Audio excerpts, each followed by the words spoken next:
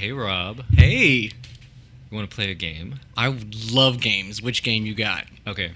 So, I'm going to say a line from a movie, but I'm going to say it with the inflection of a character from another movie.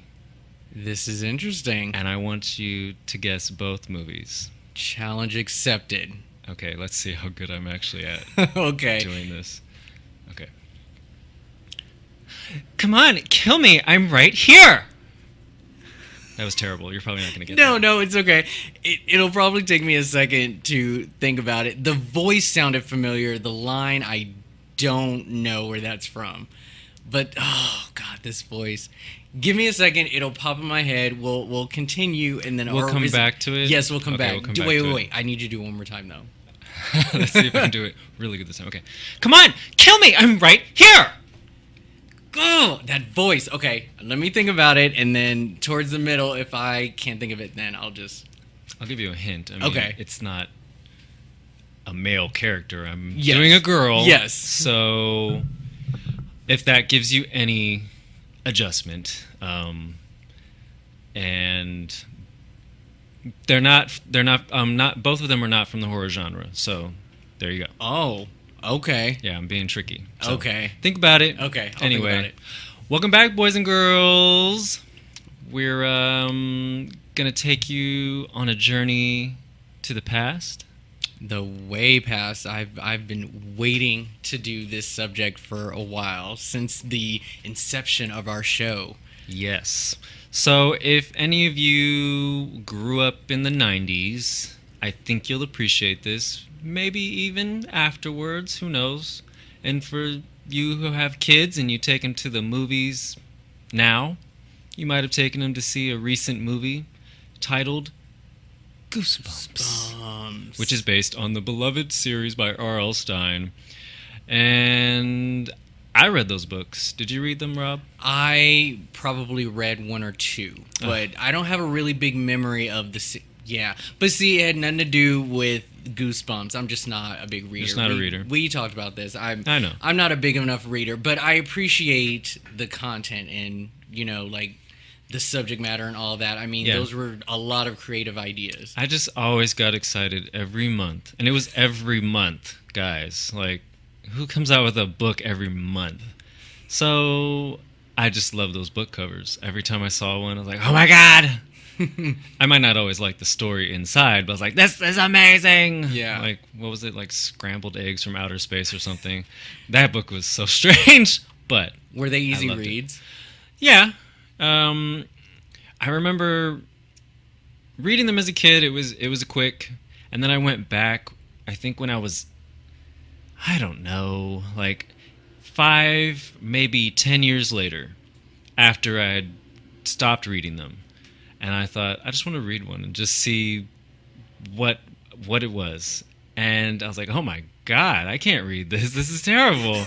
Not that it was terrible storytelling, but it was not for my age bracket anymore. I had surpassed that reading level, and it was not for me. Interesting. Yes. Okay. And this is sort of a sidetrack, but his other series, Fear Street, which was for teenagers, I bought a bunch of those like 2 years ago because I was feeling really nostalgic. I was like, oh, 40 books for $5? Sure. And I read like 5 of those mugs waiting for like some stuff to pop off. I'm trying not to cuss because we're talking about kids' books. So I'm gonna try to be good. We're gonna try and keep it clean We're for gonna this try. particular episode. Let's see how well we can do this. It's like I would take a shot for every time I cuss, but I feel like that's not appropriate either. Anyway, but finally, I read something in one of those books. I was like, oh my God, that was horrendous. Something actually happened finally, but still, I was just beyond that point, and I couldn't go back. So, boys and girls, good lesson. When you love something, sometimes it's best to just let it go. In all senses. Don't Elsa style. Yeah. Let it go. Let it go. Can't hold it back anymore. I mean, seriously, yeah. I still love those book covers because I love art, and I loved feeling them because they had goosebumps on the actual cover. Oh man, that was such an exciting time. So, two things. We wanted to do this episode particularly now because the month of July is actually when Goosebumps premiered. And it's their 25th anniversary. It's kind of been the talk online. There's this big retro set that's coming out here Really? soon. Yeah, it's this big pack, I think. Don't tell me that. I don't need to waste no money. Yeah, oh yeah, it looks pretty cool. I like the cover art of the the whole box set and whatnot. Cannot. So we thought it would be cool for their anniversary to talk about Goosebumps and all aspects of the books and the TV show. And but before we get into that, since you did bring up Fear Street, Oh! yeah. So Yeah, I'm really excited. If you guys don't know about this, they just announced, and this is actually a really good idea for the people who are really into TV and movies and stuff. They've decided to adapt Fear Street into a live action films with an S. 3 of them to be exact. And Oh my not gosh. only this, they're doing what is called a binge movie trilogy. So, Don't quote me on the name, but this is how they're doing it. They are filming all 3 movies back to back to back. Nice. And they're releasing them one every month. oh wow. So starting which month? I don't know of the specifics of the books that they've chosen. I would have to research that a little bit more.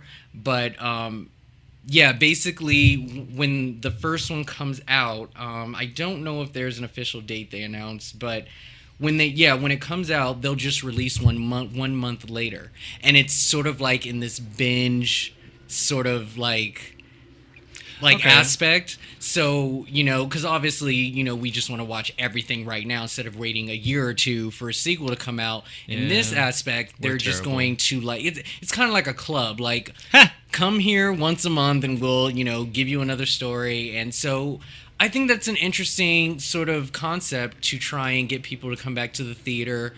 Yeah. I'm seeing theaters try different things now. They're starting to air TV premiere shows at the movies. So Yeah. like Inhumans will be premiering their pilot in theaters, and I think there are different ways that are bringing people back, and this is actually interesting. So I don't know anything about Fear Street, but I am totally down for this idea. So yeah, I've been seeing this, and I didn't know there was going to be multiple films. I think I would be more excited just because the writing with television has been amazing for the past, I don't know, like 5-10 years. And Netflix and Hulu are just killing the game. So since there are so many books, and there's so many different stories, and they don't really include the same characters most of the time. Mhm. Like the first books did. But after that, no, it's like different kids every single time.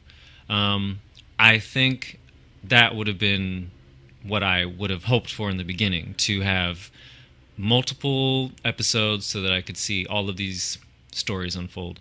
But I do like that idea, and I definitely understand them wanting to bring people back to the movie theater because, movies haven't been so inspiring lately. So we all just kind of stay away and we watch Netflix Yeah. over and over. Well, that's still exciting. Yeah, I think so. What so, was there other thing? No. Oh. No. For some reason I No, said the there's other two thing things. was just it's the 25th anniversary of Goosebumps, and I think this is like the perfect time to kind of bring up one of the things that I used to watch when I was a child. So you were more in the books. I was all about that TV show. So I did watch the TV show, but sparingly. Mhm. And I think that was one of my first examples of, they didn't do that in the book. How dare they? I think it was the Headless Ghost episode where Okay. like the random ending. I was like, what is this? Get out of here. Yes, it's funny. The first book I read was The Haunted Mask. Okay. And I just remember that book calling to me. Now, what was that? The first book? No, that was okay. the 11th book. So crazy. That's I so remember great this. because the Haunted Mask sort of stands out as this like premiere, like when you think of Goosebumps, it's the Haunted Mask, and you would And think because it's one of the first, but that was the number first 11. episode. And I just remember that. I was like, that's so weird Mhm. that it's the first episode. But it was a good episode. It was a great episode, a great way to kick off the series. And that book was pretty scary from my recollection as a child. And the TV episode was pretty close to the book. It ended the same way. I think it was a little more jolly on TV. It was kind of more horrific in the book, like, oh, that sucks. Yeah. If you guys haven't read the book, I mean, there's a haunted mask and you can't take it off. And I don't really remember all the details now about. I think the guy was making faces for himself, but then they slowly mutated into something else because they were supposed to be permanent. Yeah. But then they changed. They became these awful, horrible masks. But it's like you can only take it off one time. And then after that, you're screwed. So, there's this whole I mean, even looking back now, wow, my mind is blown. I'm thinking about loving yourself. Yeah, that one had a big moral story to it. And because that's what she had to do. Carly Beth. That name killed me. I remember when I was a kid, I was like, Carly Beth? Who names a child Carly Beth? But yeah, she had to learn to love herself to then remove the mask a second time. Yeah, because Halloween in general, like you want to be somebody else and not yourself. And, through the whole story, she basically was being made fun of for being who she is. And so that was the one night where she can finally have the courage to do something else, but also just not be her for an evening. And the mask sort of gave her that way of doing it and being more, mischievous and everything. And I get that. And everybody was, really shocked with her behavior. And she obviously was just like, for once, I'm not, the butt of the joke. I'm the one scaring people. And so. Yeah, I think, she definitely wanted to express herself differently, but the mask influenced her heavily because she was becoming more demonic and evil because the mask was fusing itself to her and she was becoming one. But there was a really good mask design. I mean, even in the show, it's very close to the artist's depiction on the book cover. And, man, I loved that book. I loved looking at it. It's like I covet these items. But seriously, I loved that book. That's what kicked it off. And after that, I was like, well, I got to go back to the beginning. And I, started collecting the books every month. Mom, can I get this book? So terrible. So what was it that you enjoyed about his book specifically, the Goosebumps ones? Well, I think I really enjoyed that there was something every single month. It was consistent. There were other authors like Bruce Cavill who had different books. I never really read any of his Aliens Fried My Brains or things like that. I might be misquoting that title. There were these other books called Scary Stories for Sleepovers, and these were like anthology collections, which those were actually very scary for kids' books. Yeah. They were. Oh, did you read any of those? I don't have big memories of them. Isn't that the one that's being adapted as well to a movie? Oh no, there's Scary Stories to Tell in the Dark. Okay, maybe that's being the one adapted. I'm thinking of. Okay, that's the one. Very good. Yes. No, I haven't. And those are more those were like collections of folklore and different things. Yeah, I know there were more short stories. Those were cool, right? But I feel like Scary Stories for Sleepovers, those were original stories, maybe influenced by local legends and different things, but those were scary. And none of them ended well. None of them. I can't believe how dark those stories were for kids. So Goosebumps, usually things would end up on the up and up. People would be fine. They would defeat the monster or whatever. But every once in a while, things would go awry. And I liked having that in my life. I think it was, I guess it was just around that time where I really liked scary stuff. I didn't like horror movies, but I liked, I think Hocus Pocus probably came out around the same time. And that's when I started to love witches. So I loved having an outlet that was consistent all the time, and it was new all the time. I didn't really reread a lot of the books once I read them once, but they were always there. So that was one of my first intros into horror, and it kept me reading. So that was really the most important part. Yeah. And what was like some of your favorite ones that you liked? I mean, did you end up collecting all of them? To a point. To a point, okay. And were there other like the books in particular that kind of like stood out to you that you liked? Yes, I had like books 1 through 50. It's a lot. Jeez. Yeah, I was a spoiled little brat. But I stopped reading them probably at 49. The last one I read was Vampire's Breath, which I liked that one. But my favorites probably were some of the earlier ones. I felt like the more he went on, they were a little more kooky and kind of campy. There's a lot of humor in them. The earlier stories were more, I think, plays on things that were already very prominent, like what was it called? Don't Go Into the Basement. Yeah, Stay Out of the Basement. Or Stay Out of the Basement. That was sort of like a Frankenstein story. He's making these creatures in the basement. Say Cheese and Die. I remember that one just being very... I don't know. It was well written. I mean, it's a kid's book, but it's like, it's scary. It's like you have this mysterious thing. I don't really think it was ever explained either. No, it was just... Yeah, sometimes with his stories, there's just stuff that just already is. And there's I like no that. backstory. I don't want a backstory. It's just these kids just got caught up in the drama. Yeah, That's it's like there's this basically what it evil is. camera. Don't take your picture with it. And I like those stories the most. Sometimes, I want an explanation, but sometimes I just want something to happen, and there's no rhyme or reason for it. We don't really know where it came from, and you're screwed.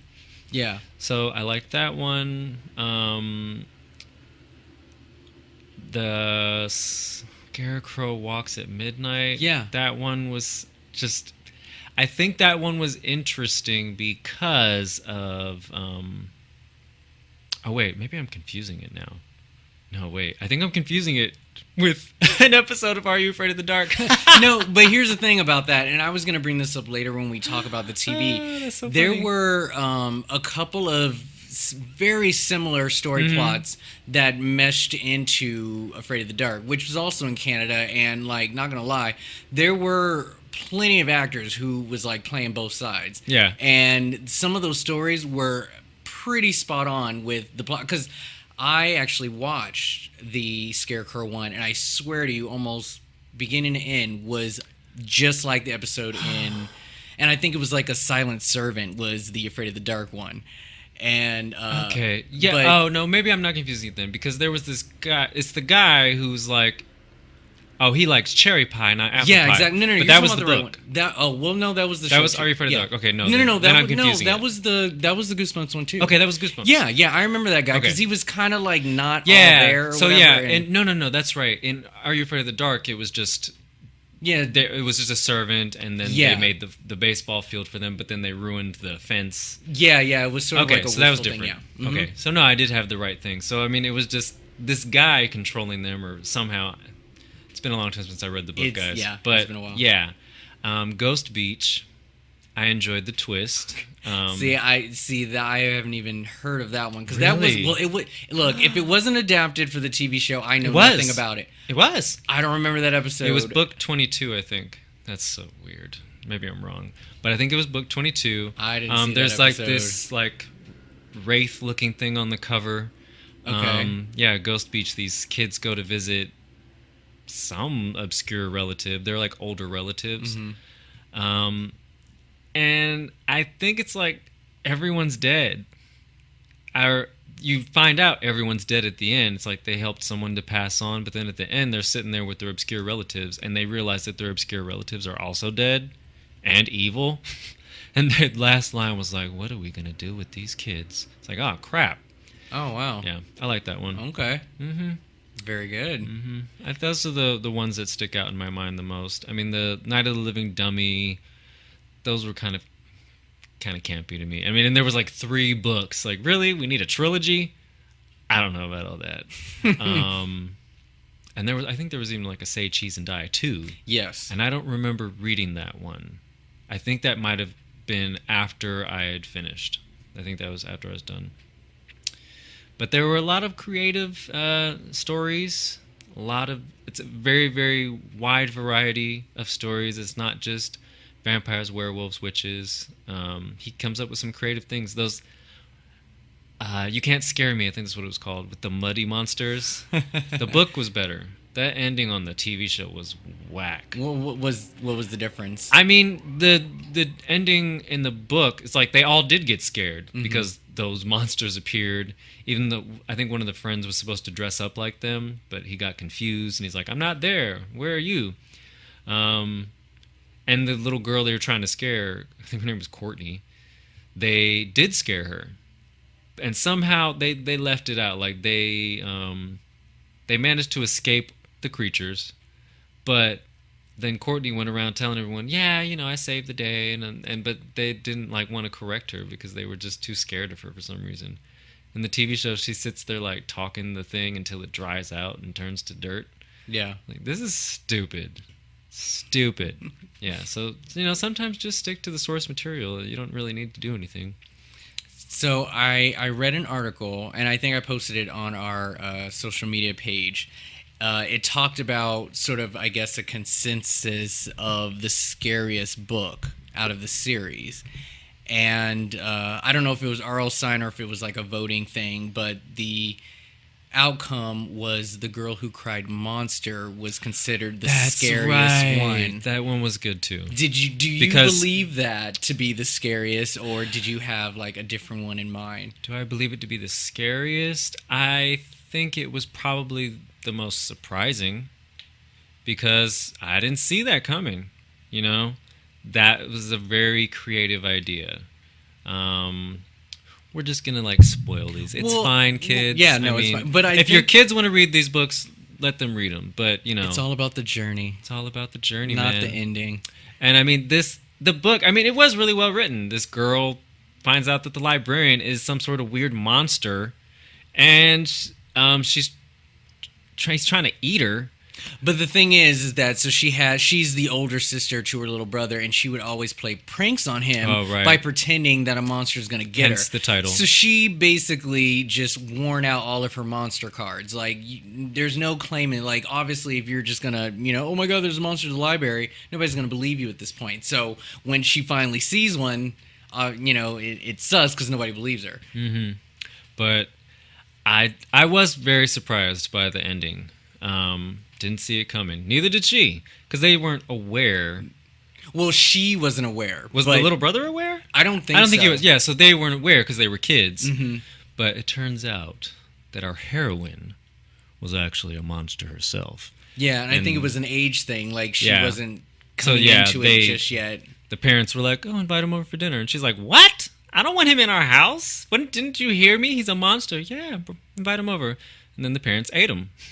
I know, such a turf war over in that suburban area, right? I mean, we should have known better that he wasn't the only monster that lived. I mean, if he exists, why not others? We usually think these are isolated incidences, and we have a villain. Yeah. So we wouldn't think that the heroine is going to be part monster or all monster, whatever the deal is. Yeah, that was a very good one.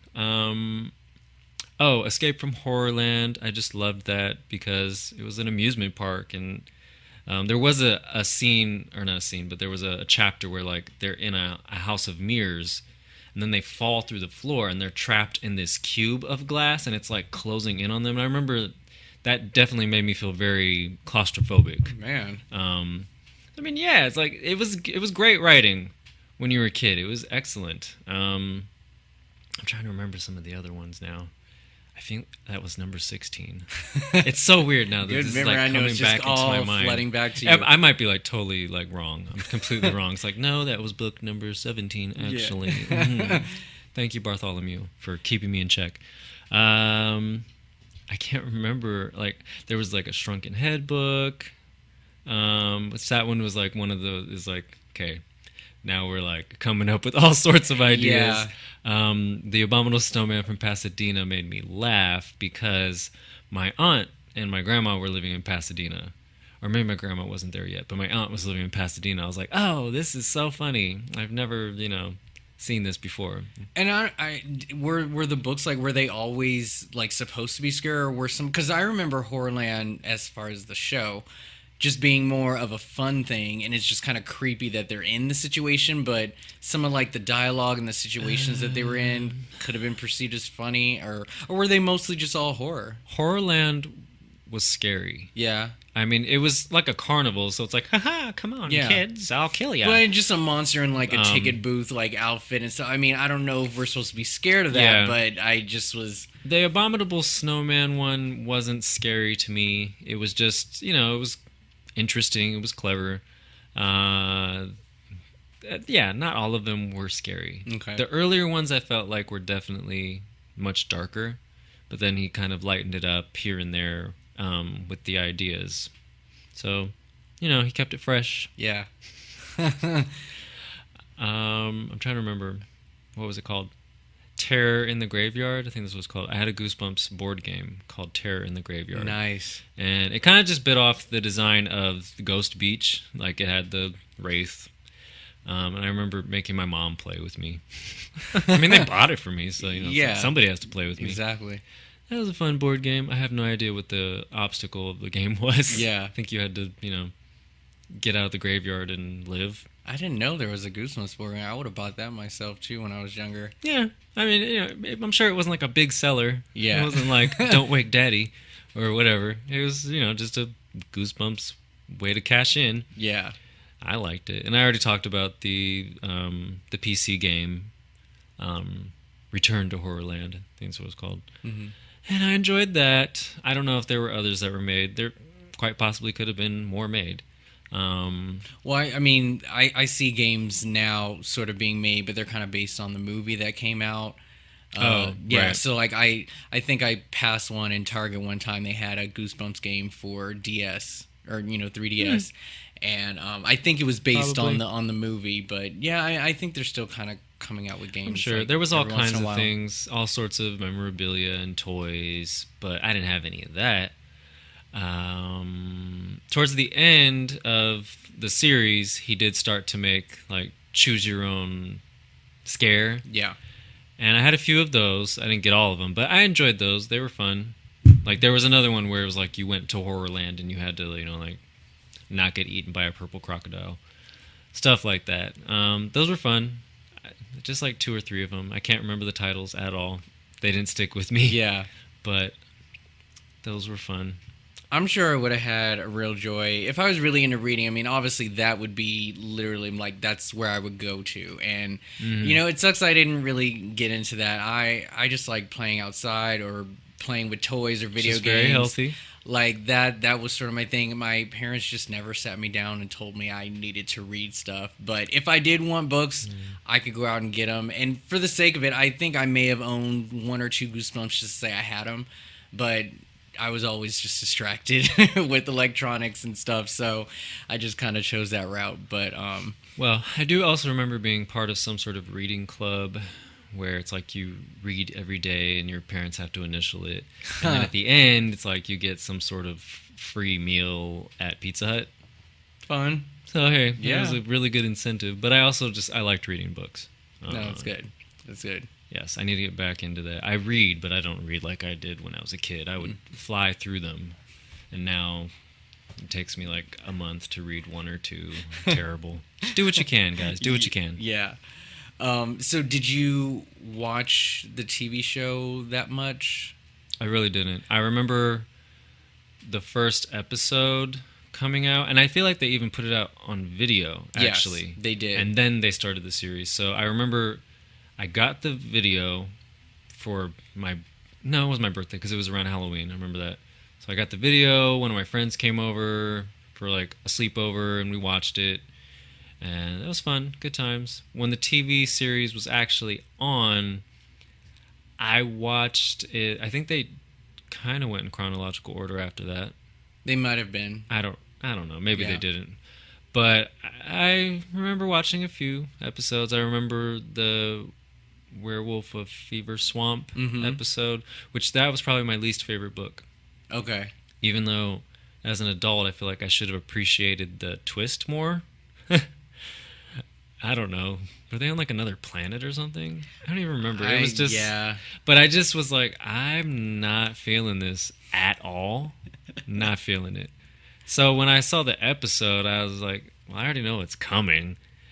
And I still don't like it. Well, that was like a two-parter too. So Was it? Yeah, that was a two-part.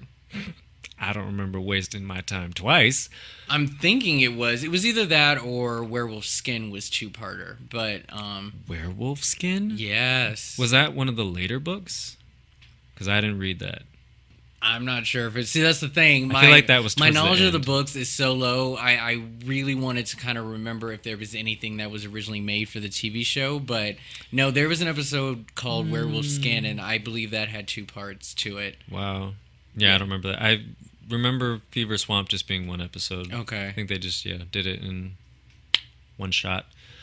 I don't remember this Werewolf Skin you speak of. I think it was one of the end, because the last book I got was something about a chicken. It was like Run Chicken Run, or like Don't Call Me Chicken, or I don't even know. And it looks like some girl is turned into a chicken. Okay. On the cover. I didn't read it. Okay. That was the last one I got. I didn't read it. I was like, I'm not reading this. This looks beyond ridiculous. It's not for me. I've moved on to Fear Street. I'm so mature now. There was another one, like a snowman one. I don't remember what it was called. I don't remember. I don't know if I read it or not. Oh, I just remember another one, and I don't remember the title. Dang. But it was one where this kid is turning into an animal, and you don't remember what he's turning in. You don't know what he's turning into. And I remember his best friend, she had two different color eyes, which that was very interesting to me as a child, which now I know as an adult that totally can happen in the human species. But back then I only knew dogs to have two different colored eyes, and it's like they're turning into dogs, but then you realize, oh, they're turning back into dogs. I know what you're talking about. Yeah. Yes, that was an episode don't remember of the show. title, but that was such a good. That was a good twist. That was a good one. Yeah, this town had this particular doctor or scientist or somebody who kind of went. I don't know if he went door to door, but he would find parents who maybe couldn't have kids or something, and he would just go around making them a deal, like, keep it a secret, and you got to live in this town, and blah blah blah, and he would give them all kids. And so I don't remember the whole setup because they didn't really go into backstory with this, but this, the lead of the episode, he's like, are you ready for your little sister to arrive, or your little brother? And I'm like, why are babies being delivered and the mom's not coming with the baby? Like, this ain't the story. Like, what's going on? So I had to disbelieve that in itself. But yeah, then you come to find out, they're slowly, turning into dogs, but they've been like that anyway. And so that's why all the animals were, chasing after him. I don't know if it was a warning or if they just wanted to be like, oh, I know you, you're my friend. It probably was. I think that was. It's been so long, but I feel like that was it. And that was because then he did see a dog later with two different colored eyes, and it was like, oh my gosh, what's happening?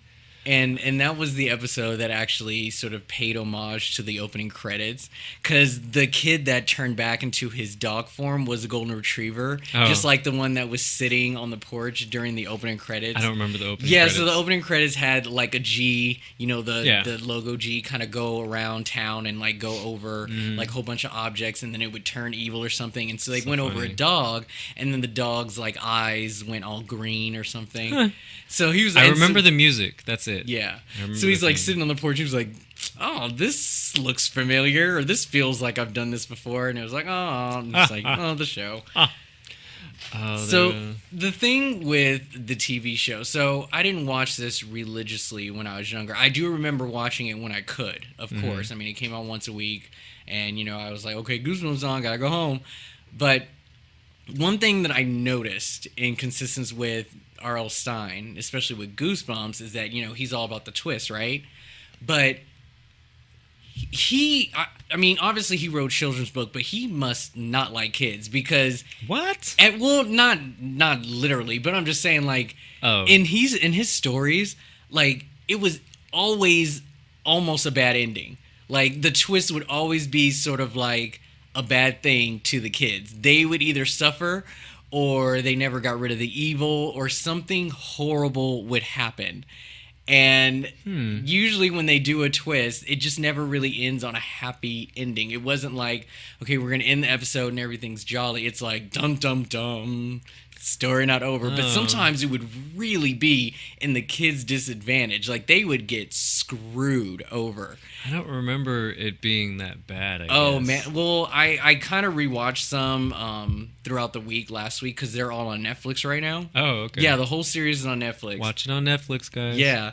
And there was a big consensus. Like, one thing is that they were either visiting relatives or they were moving. One of the two. They had to go to some new location to experience this because it couldn't happen in their present lives. So they had to go out somewhere and have it done to them. But if it wasn't that, it would always end with these kids just getting messed over. Like, they couldn't win and evil always prevailed or something. And I mean, there was a good. I just was like, every episode that I watch, I'm like, okay, what's bad is gonna happen now? How is this gonna be like not rewarding for these kids? And some of those kids even deserved it, to be honest. Some of them were like real badass kids, and like, yeah, it was just like, yeah, you got what you deserve. Lesson learned. Oh yeah, that one. Be careful what you wish for.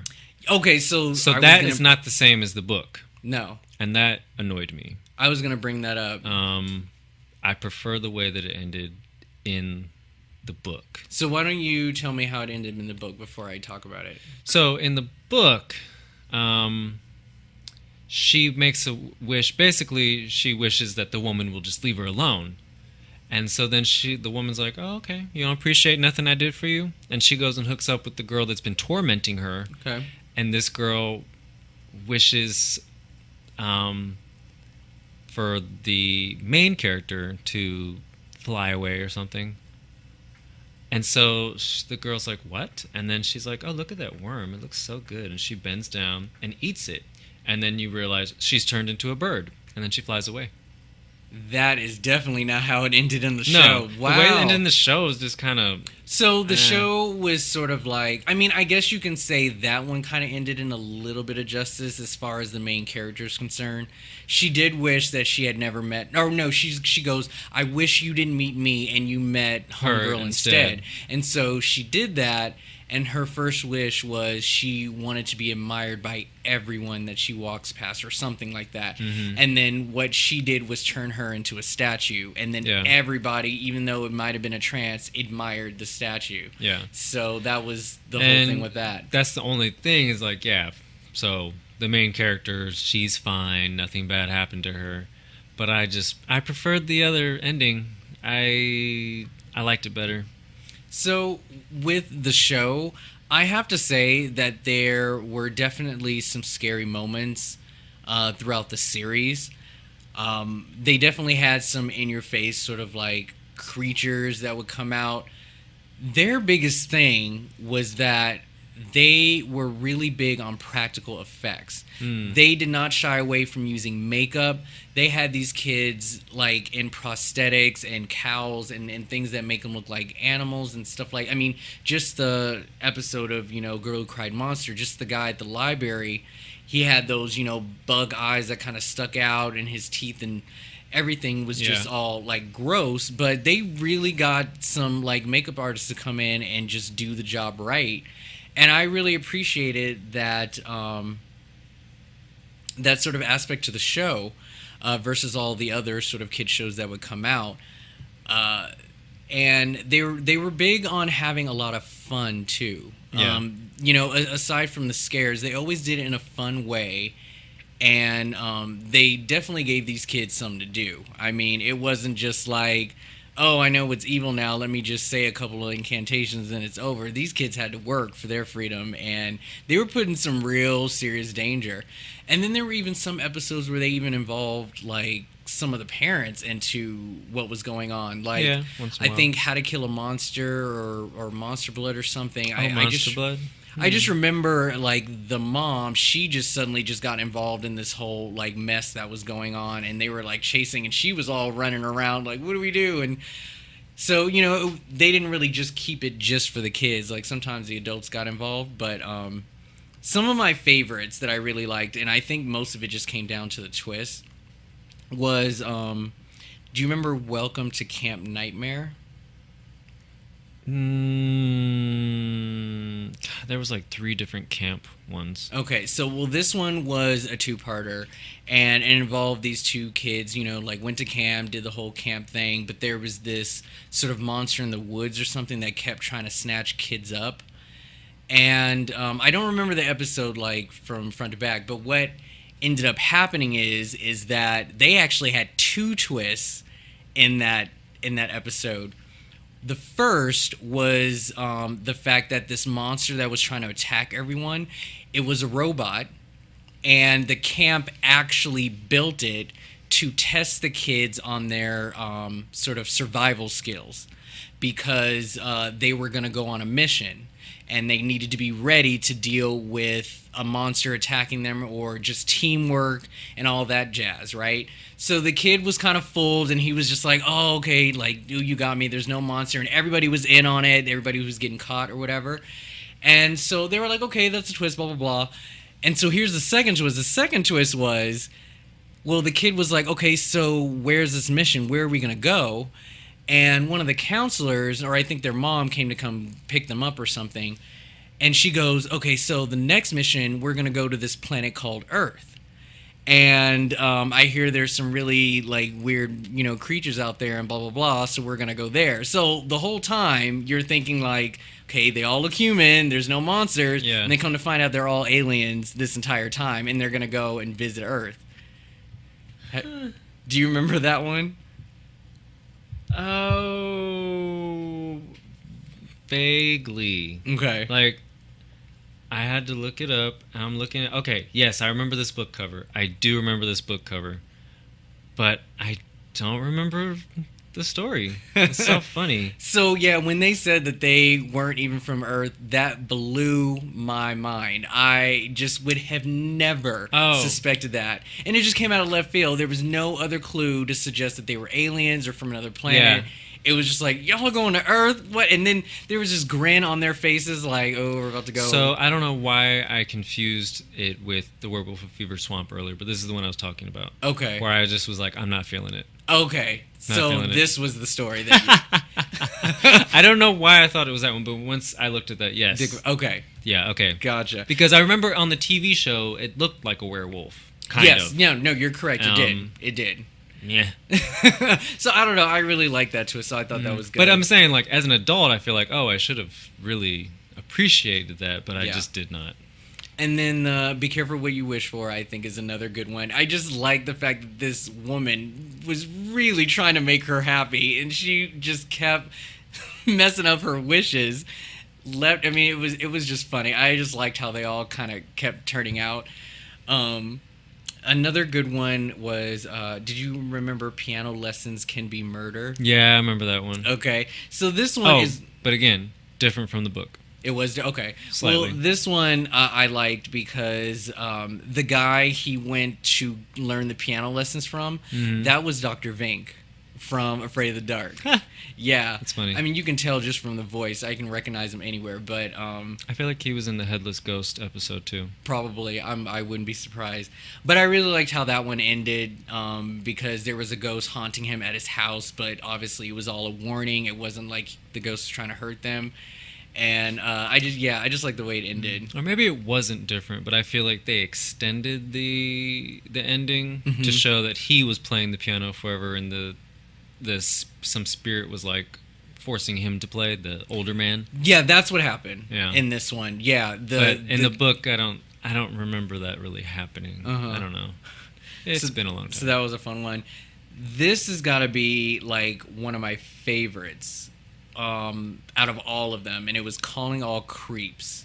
Do you remember this one? With the lizards? Yes. I don't know if I read that one. I don't remember, but I do remember the cover. I really like this one because it involved the underdog, the geek kid who kept getting picked on, and he tried to play a joke on the bullies. He made a newspaper ad calling all creeps, if you're a creep, you should call this number, and he tried to give a number, but the editor of the school paper got wind of it, and she changed the number to his number.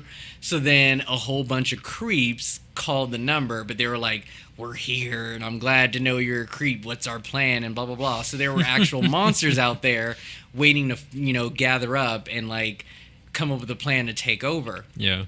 And they all looked human from the outside, but obviously it was a disguise, and the plan was to turn everyone into a creep so they can all be under one lead. And they called this geeky kid a leader, but he didn't know what was going on, but he kind of, like, played along. And he had this little girl who was, like, friends with him, and I think she tried to get with him in the end because she really liked him. She was just like, I'm on your side, dude. Like, I know you're crying about monsters and you might as well be crazy, but I still like you anyways.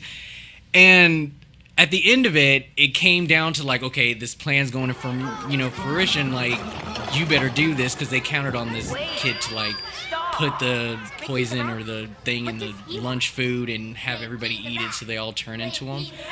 And he was up on a podium, and he was going to tell everybody, don't eat the food because you'll turn into a monster.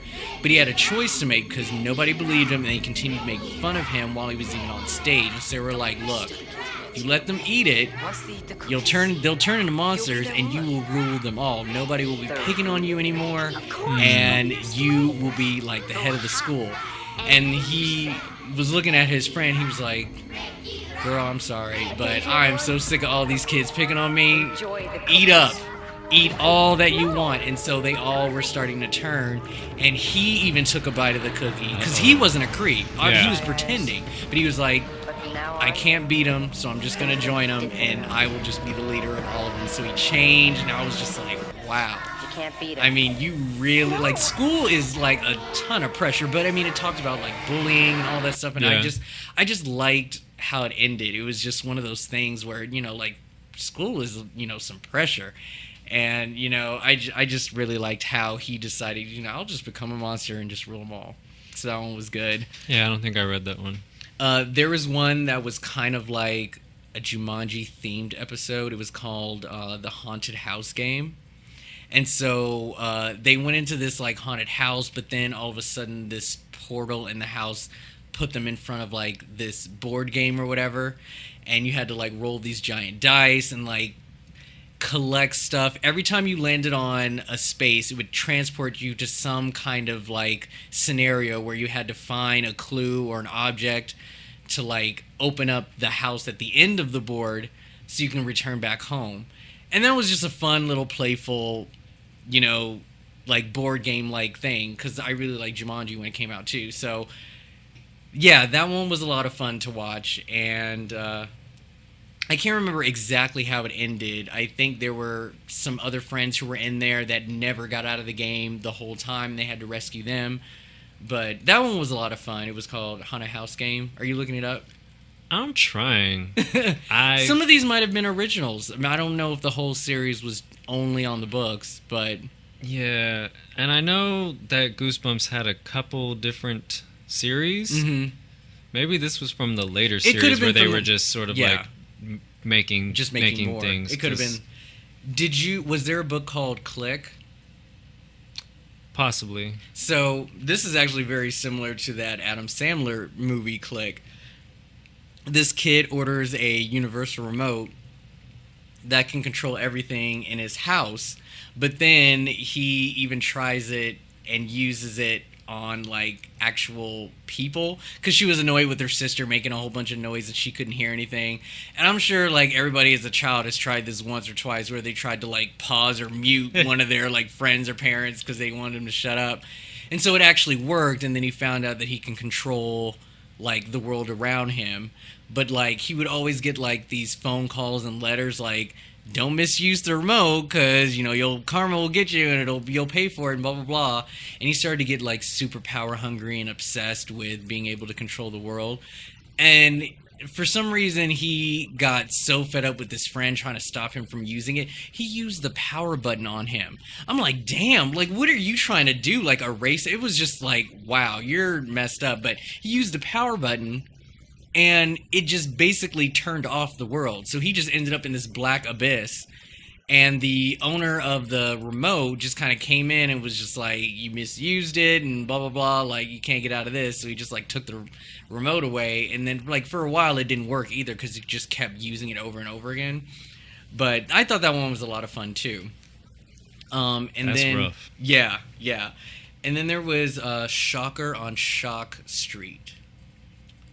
Oh, yeah, I liked that one. I love the twist in that one. Yeah. That one was really good. That was similar to the, I'd have to look up the name, but the one with the dogs, where Yes. they turned into the dog. That was very similar to that. Yeah, I liked it. Yeah, they didn't know that they were, just robots, testing out the rides and stuff. But then they kind of took over and was just like, are you trying to turn us off? No, you ain't doing that. But I thought that was I thought that was a fun episode. Since you didn't watch the show, I just want to mention a couple of people who, have paved the way through their career. Just happened to be on the show. I did a little research and found some of the stars that we know today actually guest starred on there. Cool. So, Catherine Isabel. Ha! You know her. Yeah, I know. Yes, Miss Ginger Snaps. She was on the episode It Came From Beneath the Kitchen Sink. Oh, that's so funny. I actually saw that episode. About the sponge who... The evil sponge. Yeah, the evil sponge. So yeah, she was in that. She was actually the lead in That's that one. funny. Yeah. And Ryan Gosling. Yeah, well, he was in Afraid of the Dark too. So I mean, he's Canadian. He was on the Mickey Mouse Club. That Yeah. was his first big thing. What episode was he in? Say Cheese and Die. Really? Yep, he was the kid who took all the photos. I'm not sure if I actually saw that episode. Okay, yeah, so he was in that one. Also in Say Cheese or Die, towards the end of the episode, they had some run-in with a cop that just kind of came out of nowhere and tried to, stop them. Mhm. Scott Speedman. Really? Yes. That's hilarious. I was really surprised when I saw him. I can't remember Okay. if he had like a huge role, but he wore sunglasses, I guess so they're you all couldn't really Canadian, tell. aren't they? Yeah. That's so funny. Do you know who Kevin Zegers is? Yeah. He He was was- in, what was it called? Wrong Turn. Wrong Turn. Yes. And Air Bud. Yes. Oh, that's right. He was in Airbud. Yeah. He was in Let's Get Invisible. I like that book. Yeah, there was a mirror where you pull the Mhm. power and it like turns you invisible and whatnot. Mhm. So he was in that. Legend, Adam West. He was in a comic book themed episode called Attack of the Mutant. Wait, Adam West. Yeah. What was the Batman's name who just passed away? Wasn't that Adam Yeah, West? that's Adam West. And he was in... He was in Goosebumps. He actually played a superhero. That was him? Yeah. That's funny. Yeah. I mean, his voice is very distinctive. So, like, even through the narration of reading the comic book when he was, reading the book before it actually came to life, yeah, he was in that. Wow. Let's see. Okay, so there was two. I can't remember the other guy. There was two people from Freddy vs. Jason who was in a Goosebumps episode, but Kyle Labine. So he's the one. He was the one who Toker. got. Yes. He was in Monster Blood. Oh, Yeah. weird. And let's see. Do you know who Sean Roberts is? Okay, No, not doesn't by ring a name. bell. I wouldn't remember either. So Sean Roberts is Wesker from Resident Evil. You know, the blonde guy with the sunglasses, and he was the traitor. I don't think you watched a lot of the. I don't like that movie. I know you don't. I don't Well, remember. I'm sorry. Okay, well Was he in something else? well, that's the biggest thing that I think people would Oh, okay. know of. Sorry, is that he Sean was Roberts. in like Resident Evil. Well, Sean Roberts, don't feel bad. Nobody knows any of my body of work because I don't really have any. So. Well, so before Resident Evil, but right after Goosebumps. By the way, he was in The Perfect School. Do you remember that one? It was sort of like an army school or whatever. No. Military school. What was this? So he obviously was a bad kid, and he went to the perfect school that was sort of like in a military school or whatever. And he kind of thwarted the whole plan about reforming the the kids and sending them back as perfect as possible. But it turned out that they would take the bad kids, and if they couldn't reform you, they would just make clones out of you and send the clone home to the parents and keep you because you're just a bad kid that can't behave. I don't remember this at Well, all. so he did that, but he also was Rogue's boyfriend in X-Men, the one that she Oh, him! gave a yeah. So His one, like, quick... exactly, I yeah. remember his face. I feel like I've seen him in other things, I'm sure. So, and then there was Laura Vandervoort. She played Kara, Supergirl in Smallville. Do you remember her at all? She's about to be in the new Saw movie. She was as well on Smallville. Yeah, she plays Supergirl. Was that was in one of the later seasons? Yes. Yeah, I stopped watching. Oh, okay. Yeah. So yeah, she was in the Haunted House game, and I definitely didn't see that episode because that was like, I don't know what. So you remember Afraid of the Dark, the Dead Man's Float episode? You know, that kid who was all brainiac, but he didn't like to swim. And then there was that demon that was in the swimming pool at the school. Oh yeah. Okay, so the kid who was, the one Like who can possessed swim. by the person. Or Well, no, whatever. there wasn't really a position. It was just. Oh like no! this- Wait, I'm thinking there's two different swimming pool episodes. Sorry. Yeah. So yeah, that red demon. Well, they Yes. made him red. Yeah, exactly. I don't remember the kid. Okay, well, he was on Haunted Mask as well. Okay. Yeah. Okay. Hayden Christensen. I remember hearing he was. Yeah, he was in Night of the Living Dummy 3. Yeah, he was. I don't think I watched that. Yeah, far. he was the cousin who came over and like had a bad relationship with the two other kids, and they would always like play jokes on each other, and he Oh. pretended to be scared of like everything, but it turned out that he was using all of these dummies to like pull pranks, and then of course Slappy wakes up and was like, "Oh, you like to play jokes, huh?" And so yeah, he was in that. That's funny. And then let me see if there's any other good honorable mentions. I think there was. Oh, so do you remember that guy from Final Destination 3, the one who lost his girlfriend to the nails? Yes. Yeah, he was in an episode as well. He was also in Ginger Snaps. I didn't even remember that. Oh, was he the friend? Yeah, he was the friend. But he was in that Scarecrow Walks at Night. So he was the teenager that already lived there, because it was the two city kids that came to visit. He was Yeah. the one that was already there. Oh, okay. So he was in that. Yeah. Got it. Well, it's a lot of people on that show. Yeah. No, I'm sure there's probably more, but those were some of the ones that just kind of stood out. Cool. So, I want to briefly just get your opinion about the movie. Did you watch the movie? Yeah, I watched the movie. Okay, what did you think about the movie? It was cute. Cute is the word, huh? I think that, it was fun for what it was. Coming off of someone who read the books religiously and loved them. I mean, because you already know I wasn't a big fan of the TV series. Mm-hmm. So I think I was probably a little harder on it than I needed to be. I think my niece enjoyed it. So the target audience enjoyed it. I felt like there were some missed opportunities. Okay. They showed a lot of good monsters. That was fun. But then I felt like they showed some things, and I was like, what the hell was that? Like, what book is that from? I don't remember this clown. But whatever. Must have been from Horrorland or something. I don't know. So, and then you got R.L. Stine doing like a Stan Lee at the end. R.L. Stine is not an actor, guys. He's a writer. Yeah, when he would introduce those episodes on the TV show, yeah, he I'm definitely... R.L. Stine. He was like deader than He was very Bill dead. Stein. Remember? Yes, He was yes. deader than him. For somebody with an imagination. I mean, he even did a My little gosh. skit with Slappy in the intro to the episodes, and I was just like, wow, RL, yeah. He's no crypt keeper, that's for sure. No, he is not. And that's a puppet, so... Anyway, yeah, it was fine. It was fine for what it was. I really like the movie, but I'm into stuff like that, like those like Scooby-Doo and all those like live action. So I love those movies.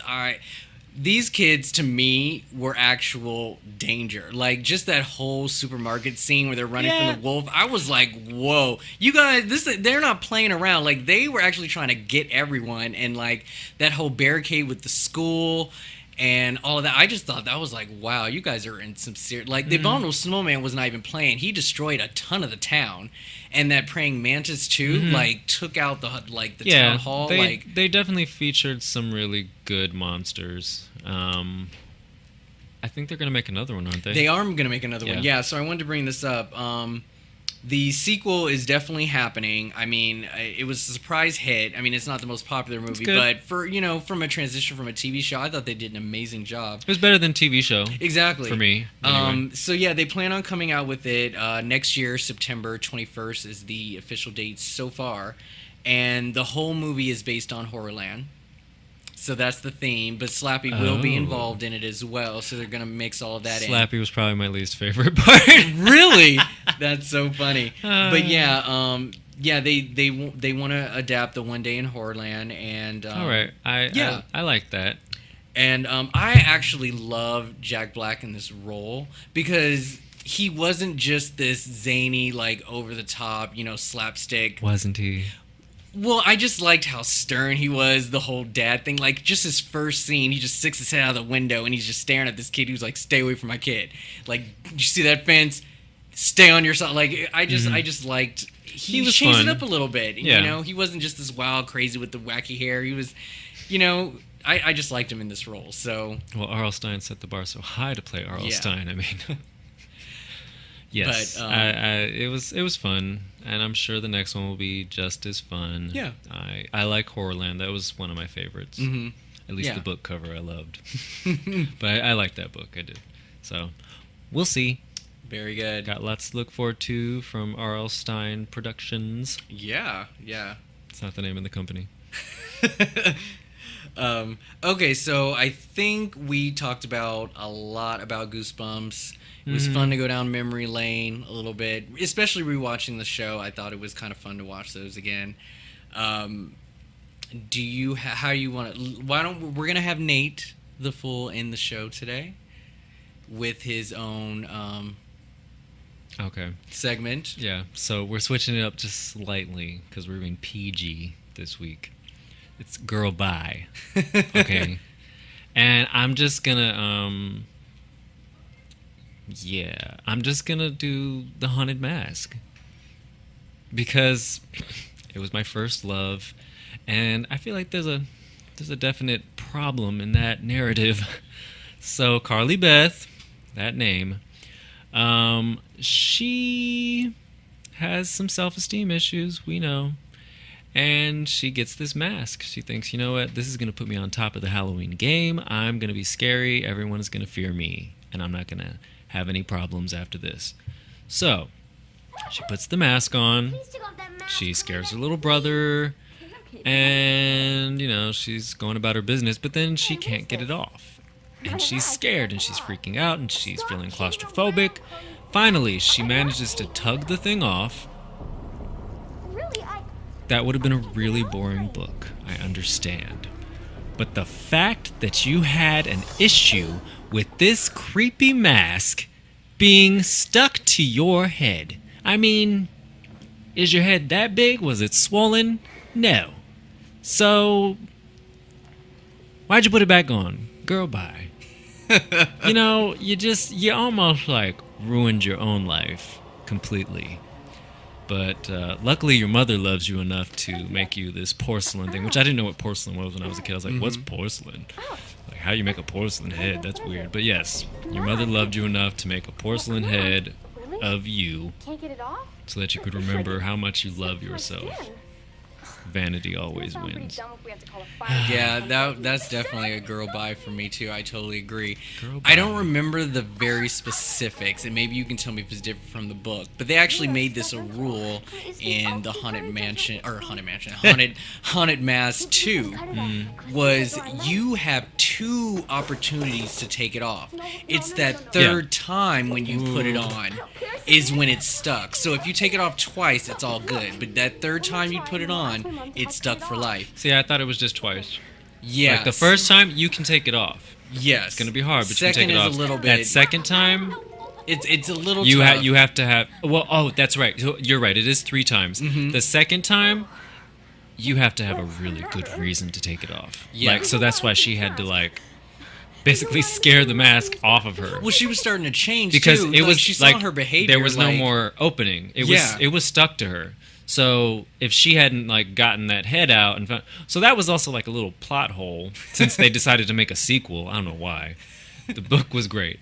So at the end of the first book, her little brother puts the mask on, and it's like, oh, that sucks. Yeah. Because third time's a charm. You're done. Yeah. So I don't know. Maybe it's like each person gets to put it on 3 times. Yeah, I it's don't each know. person. It's each person. Yeah. So yeah, I guess so. Well, Obviously. girl, bye. Girl, bye. Yeah, she Like- had nerve trying to put that thing on again, And so- then taking it home, girl, bye twice. Girl, bye again. Yeah, Don't call me. that's a good one. All right, well, kiddies, thank you so much for listening to our Goosebumps themed episode, and we definitely plan on tackling some more TV shows in the future, but we thought we honor the anniversary of Goosebumps and how much it brought joy to all of our childhood, and thank you guys for listening, and tune into our next ep. If you got books for your kids, make them read them. Catch you next time on Bitch I Ain't Scared.